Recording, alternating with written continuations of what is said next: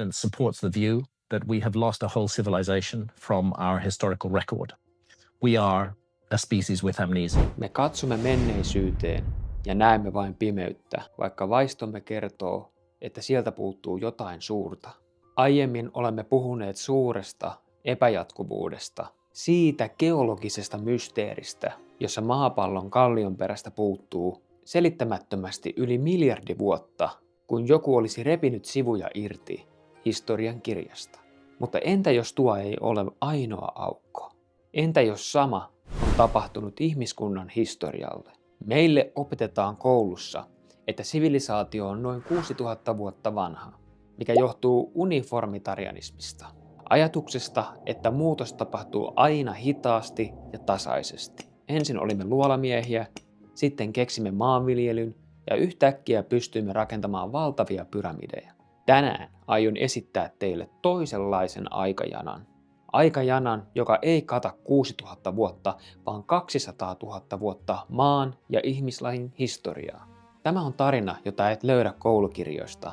Se on tarina, joka on piilotettu Vatikaanin arkistoihin ja tuhoutunut Impremiumin jaloissa. On aika kirjoittaa historia uusiksi. Aloitetaan alusta. Kun avaat lapsena historiankirjan, sinulle syötetään hyvin kapea narraatio.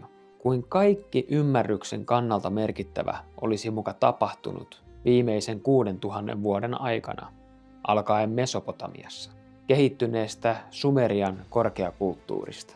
Muistan itse istuneeni koulussa ja ihmetellyt, miksi tämä tarina oli niin lattea. Apinat kehittyivät metsästäjäkeräilijöiksi ja sitten ilman mitään järkevää syytä he yhtäkkiä keksivät matematiikan ja tähtitieteen kuin tyhjästä. Mutta miksi meille opetetaan näin? Onko tämä muka koko totuus? Todisteiden löytäminen on vaikeaa. Historiaa ei kirjoiteta vaan voittajien toimesta, vaan myös niiden toimesta, joilla on varaa hallita narraatiota. Impremiumit ovat tuhonneet todisteita vuosituhansien ajan ja leimanneet uusia omistuksiaan omiin nimiin edelliseltä omistajalta. Jostain syystä selvinnyttä tietoa kätketään paikkoihin, joihin tavallisilla ihmisillä ei ole asiaa, kuten Vatikaanin salaisiin arkistoihin.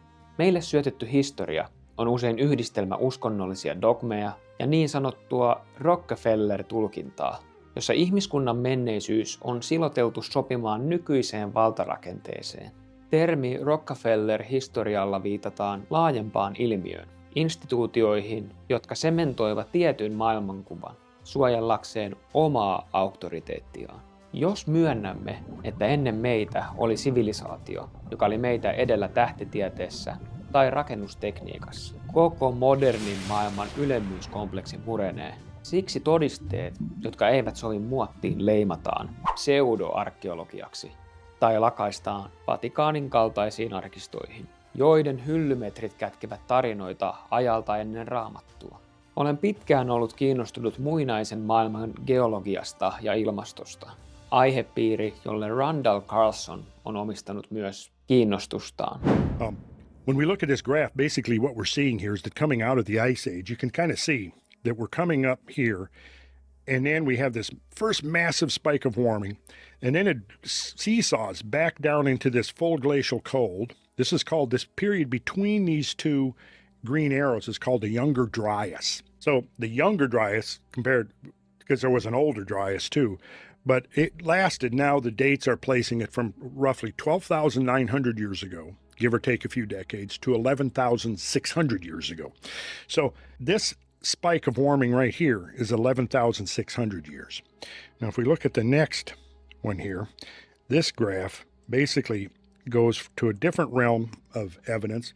And what this shows is the average, the rate of sea level rise, you see.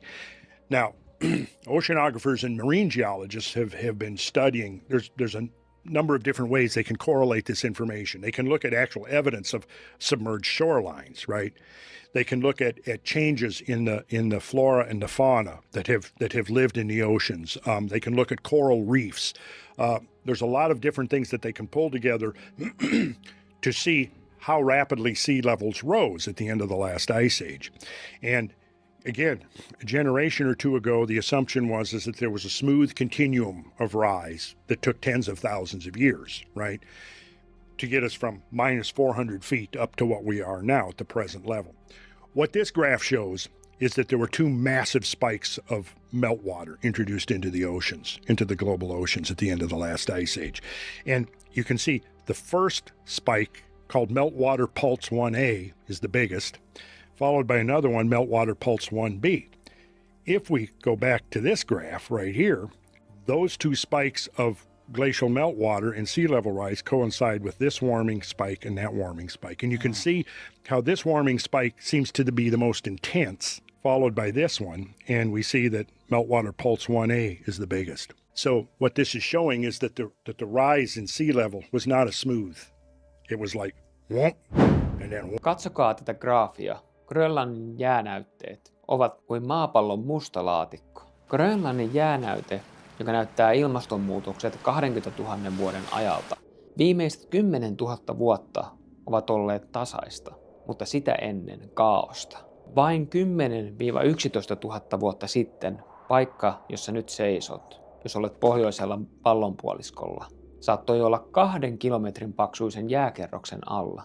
Nimittäin noin 12 800 vuotta sitten maailman lämpötila syöksyi dramaattisesti. Tätä kutsutaan nuoremmaksi Dryas-kaudeksi.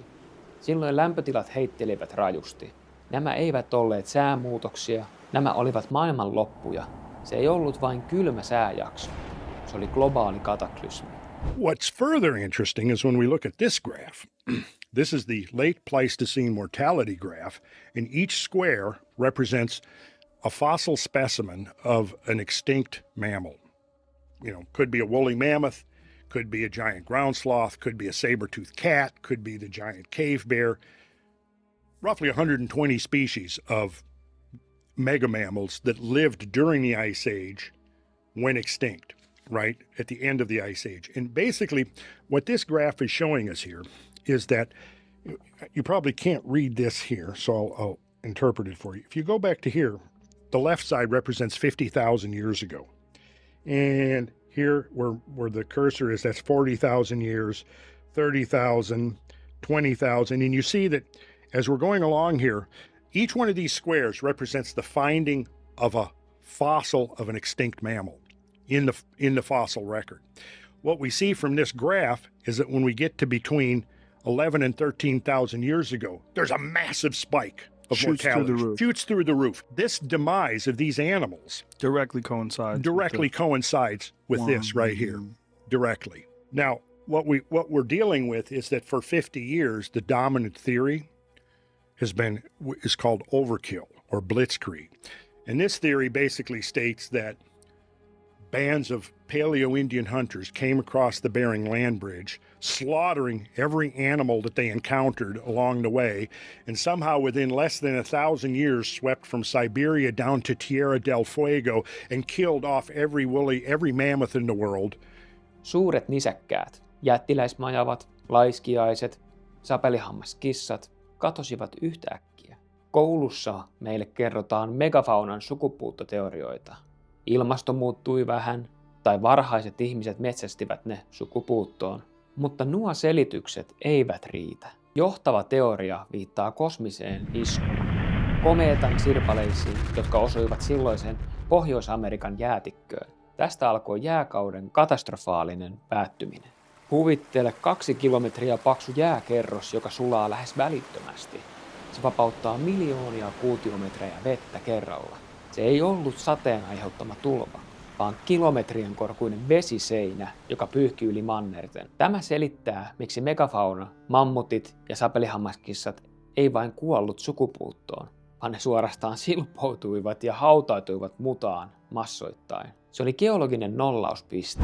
Up of lands that previously had been above water.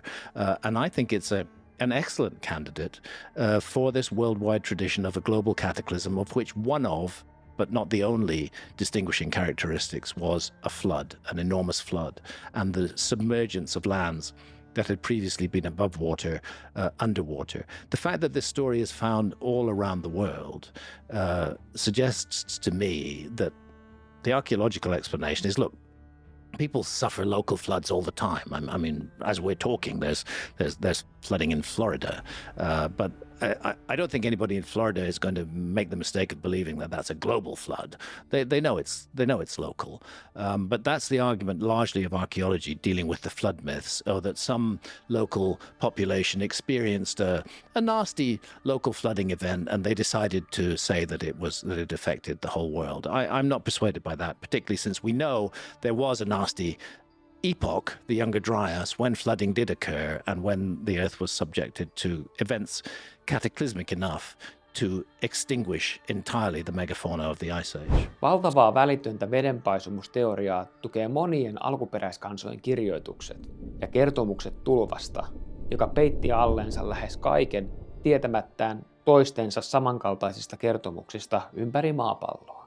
Mutta mietit tätä, jos meillä olisi massiivinen sivilisaatio ennen tuota tuhoa, mitä siitä jäisi jäljelle? Olisiko se vain kivet? Gizan sfinksi on tästä täydellinen esimerkki. Valtavirran arkeologia väittää sen olevan noin 4500 vuotta vanha, mutta geologi Robert Schoch on osoittanut jotain hätkähdyttävää. Sfinksin rungossa on merkkejä pystysuorasta vesieroosiosta. Egyptissä ei ole satanut niin paljon tuhansiin vuosiin. Viimeksi sellaisia sateita nähtiin jääkauden lopulla, yli 10 000 vuotta sitten. Tämä tarkoittaa, että sfinksi seisoi paikallaan ja silloin kun Egypti oli vihreä ja rehevä. Se tukee teoriaa siitä, että jopa dynastian ajan egyptiläiset vain löysivät nämä rakennelmat. Ne olivat jäänteitä aikakausilta, jotka olivat jo unohtuneet. Mutta savuava ase löytyy myös Turkista. Göbekli Tepe. Tämä paikka muuttaa kaiken. Se on vähintään 12 000 vuotta vanha. Se ei ole vain temppeli, se on aikakapseli. Se on tarkoituksella haudattu hiekkaan, aivan kuin sen rakentajat olisivat halunneet suojella sitä tulevalta katastrofilta tai säilyttää tiedon meitä varten. Se on rakennettu tismalleen nuoremman Dryas-kauden kynnyksellä ja se on niin monimutkainen, että se ei voi olla ensimmäinen yritys. Se on perintöä joltain paljon vanhemmalta. Virallisen historian mukaan ihmisten piti tuolloin olla yksinkertaisia metsästäjäkeräilijöitä. Silti he rakensivat temppelin, joka vaati insinööritaitoa ja syvää ymmärrystä tähtitieteestä. He eivät vain tuijottaneet tähtiä huvikseen, he seurasivat taivasta selviytyäkseen. Tiesivätkö he, että katastrofit ovat syklisiä? Voiko olla, että auringon aktiivisuus ja maapallon syklit tuovat tullessaan tuhon mukanaan 10 000–20 000 vuoden välein? Onko Göbekli Tepe varoitusmerkki tästä muinaisesta menneisyydestä? Ja tämä tieto ei rajoittunut vain Lähi-itään. Mennään Peruun, Machu Picchulle. Virallinen tarina sanoo, että inkat rakensivat sen 2000–4000 vuotta sitten, mutta katsokaa kiviä. Alimmat kivet ovat valtavia, täydellisesti toisiinsa sopivia megaliitteja, joita on mahdoton työstää inkojen työkaluilla. Inkat todennäköisesti vain rakensivat omat kaupunginsa vanhojen raunioiden päälle. Todisteet globaalista sivilisaatiosta ovat kiistattomia. Titikajärven läheltä on löydetty kulho Fuente Manga, jossa on kirjoitusta, eikä mitään tahansa kirjoitusta, vaan nuolenpääkirjoitusta. Samaa kirjoitusta, jota näytettiin muinaisessa Mesopotamiassa, mikä on nykyinen Irak. Miten tämä on mahdollista? Miten eristetyt kulttuurit toisella puolella maapalloa käyttivät samaa kieltä? Vastaus on hyvin yksinkertainen. He eivät olleet eristettyjä. Kun luemme sumerialaisia savitauluja ja Gilgamesh-eeposta, ne kertovat kadonneista kaupungeista, jumalista ja vedenpaisumuksesta. Ne eivät ole satuja, ne ovat historian kirjoitusta ajalta ennen muistin menetystä. Mutta jos puhumme kadonneista sivilisaatioista ja globaaleista katastrofeista, meidän on pakko kääntää katseemme etelään, paikkaan, jossa on kiellettyjä alueita. Antarktis. Koulukirjat kertovat, että Antarktis on ollut jäänpeitossa miljoonia vuosia, että se on täysin eloton autioerämaa, mutta on olemassa todisteita, jotka saavat ihokarvat pystyyn. Katsokaa tätä karttaa. Se on kuuluisa Piri Reis-kartta vuodelta 1513. Piri Reis on yksi historian suurimmista mysteereistä. Se ei ole vain kartta, se on palapeli, jonka palat on poimittu muinaisista lähteistä, jotka saattavat ulottua Aleksandrian kirjaston aikoihin asti. Kartassa näkyy Etelä-Amerikan rannikko hämmästyttävän tarkasti. Kartta kuvaa Antarktiksen subglasiaalista rannikkoa, jokia ja vuoristoja, siis rannikkoa ilman jäätä. Me pystyimme todentamaan nämä tiedot vasta 1950-luvun kaikuluotauksilla. Miten 1500-luvun kartanpiirtäjä tai hänen muinaiset lähteensä tiesivät, miltä Antarktis näyttää jään alla? Miten kukaan tiesi tämän 1500-luvulla tai 15 000 vuotta sitten? Vastaus on todennäköisesti tämä. Ehkä se ei ollut jäässä silloin, kun kartat alun perin tehtiin. Tämä tukee professori Charles Hapgoodin esittämää teoriaa maankuoren siirtymästä, jota Albert Einstein piti varteenotettavana teoriana. Jos koko maapallon ulkokuori liikahti massiivisen epätasapainon, kuten jäämassojen tai kosmisen iskun vuoksi, Antarktis saattoi siirtyä lauhkealta vyöhykkeeltä navalle silmänräpäyksessä, että aiemmin leudoilla vyöhykkeellä sijainnut manner liukui nykyiselle etelänavalle ja jäätyi äkillisesti. Jos näin kävi, mitä jäi jään alle? Onko mahdollista, että emme löydä kadonneen sivilisaation, kuten Atlantiksen raunioita, koska ne makaavat 2 kilometrin paksuisen jääkerroksen alla? Ehkä jää ei peitä vain kalliota. Ehkä se peittää historiaa, jota meidän ei haluta löytävän. Mutta miksi tällä kaikella on väliä? Miksi kaivaa vanhoja kiviä? Siksi, että ilman menneisyyden ymmärtämistä me olemme tuomittuja toistamaan sen. Me luulemme olevamme luonnonhallitsijoita, mutta historia osoittaa selvästi, että olemme vain vieraita tällä planeetalla, jonka syklit ovat meitä paljon suurempia. Jos emme ymmärrä, mitä tapahtui 12 800 vuotta sitten, olemme sokeita sille, mitä voi tapahtua huomenna. Tämä 200 000 vuoden aikajana osoittaa, että emme ole historian huippupiste. Olemme selviytyjiä. Olemme laji, joka on kokenut nousuja ja tuhoja ja joka on unohtanut omat juurensa. Todisteet ovat olemassa jäänäytteissä, vedenalaisissa raunioissa ja vanhoissa teksteissä, jotka puhuvat taivaan jumalista ja suurista tulvista.